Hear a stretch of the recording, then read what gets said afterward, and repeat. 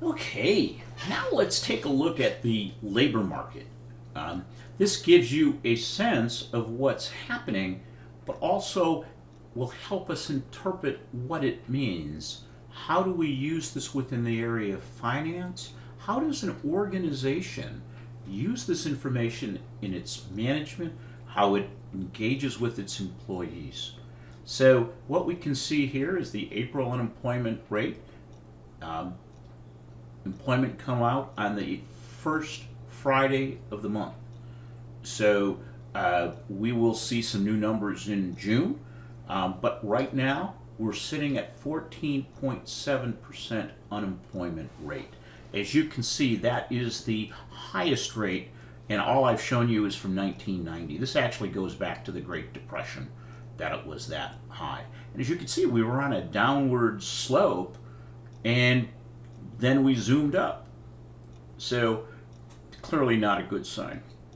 One of the other things that bothers me quite a bit when I'm looking at it and as we look forward is labor force participation rate. These are the people that are participating in the workforce. The unemployment rate is based out of that. So we can see there was a dramatic shift as people left the workforce in April. So we're down to only 60% of Americans are participating in the labor force. Okay, and of that, unemployment is 14%. Now that includes kids, retired folks, and those not actively looking for work. But that's not a lot. And if you can see, we go back to the Great Recession, we were at 66%, going back to 99. Early 90s, we were at almost 67%, both of these being recessionary periods. So this is historic. Non-farm payroll, as you can see, this compares the Great Recession, where we lost 9 million jobs in 2 years, and here we lost 21.4 million jobs in 2 months. So you can see that this slope is very different. This happened very rapidly. This was a little slower. Now, when we look at it, during recessions, prior recessions, going back to the post-war period, you can see whenever we've had a pre-recession labor force, what happened.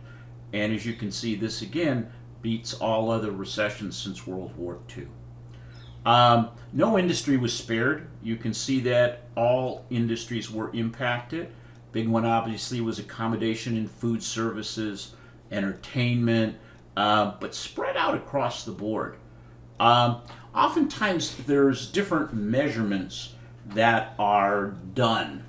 And the first is the headline, the U3, that's what we looked at. Then there is the U6, which is underemployment and those that have pulled out of the workforce that are still of working age. And you can see that number is 22%. That's 1 in 5 Americans unemployed. The effective rate based on the timing of reporting, because remember, these numbers that are collected and released in the first Friday of May were only based on like 3 weeks of data. So the estimated real unemployment rate is close to 25 or 1 in 4. So those are pretty big numbers. And again, I agree, some of these will be temporary, and as business returns, they'll come back. A little bit, you're in college. So a little bit here, college education, 4-year degree or higher. 1977 when I graduated from high school, or college. I'm not that old. 34% of the people in the U.S. had a 4-year degree or higher. Take a guess what it is today. 38%. So in essentially 43 years, the percentage of our population with a 4-year degree or higher has barely moved. By state, it ranged from 28 to 50%. That's not true anymore.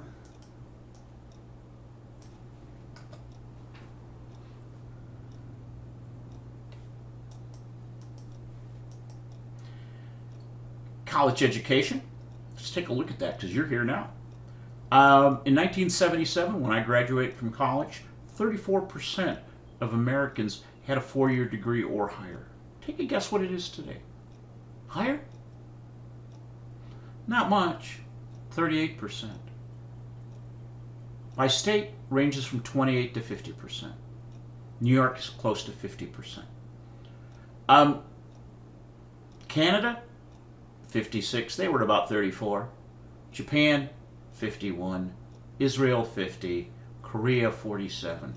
So what we've seen is the U.S. has kept its education level fairly flat, while other countries have significantly increased them. Same thing in Europe, well over the United States. And when we look at the unemployment rate, this is the U3, and we look at it based on education rate, whether that's less than a high school diploma, a high school graduate, no college, some college or associates, and then bachelor in higher, we've seen that the unemployment rate has generally been lower. Even in the Great Recession, it didn't go over, just a little bit over 4%. But today it's about 8%. So that's double what it was in the Great Recession. But take a look at some of these others. With some college, you're at 15%. You look at less than a high school diploma, 20%. Huge numbers based on a U3.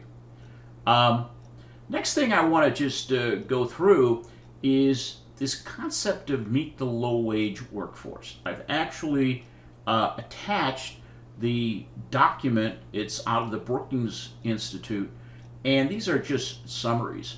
And this is based on workers age 18 to 64, and they break them into two categories: mid-wage, mid-range, and high, low-wage.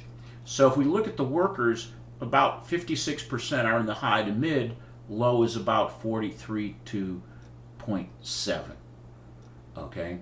And when you look at the employment rate, pretty much, this is last data before we've had this big, huge drop-off, but fairly solid. And you can see that this is what I want you to look at. What is the median hourly earnings? 26 versus 10. Annual earnings of 17%, 17,953, 54,000, huge gap. But more than 53 million people, 44% of all workers aged 18 to 64 are low wage. They earn $10.22 an hour and median annual incomes of $17,950. These are the ones, when we look at the unemployment rate and the jobs lost, a lot of them are these. That's going to have a repercussion within the economy on a long-term basis. When we go back and we look at this is how has real income grown over the past 70 to 30, 50 years. Okay? And the bottom 50% made $19,640. And when we look at this all in 2018 dollars to see what was the real growth in income, it went from 1927, good, 41%, 50 to 90, 72%. The top 10%, 105. Top 10, 10 to 1, 105. Top 1%, 250. Going from 91 to 187, 328 to $1,000,001. If you were in the tops 0.1 and you made $1 million, you're at 5. So look at these numbers. What we have had is those in the upper income have grown their wealth substantially. So these are just things to think about as a company is planning on how we're managing our people. And when we look at these low-wage workers and we look at the job losses based on earnings quintiles, look at that. It's the highest earning people didn't lose as many jobs as the lowest workers. So that gives us a little sense of the job market. And from that, the next step that you're going to take a look at is going to be the impact of policy.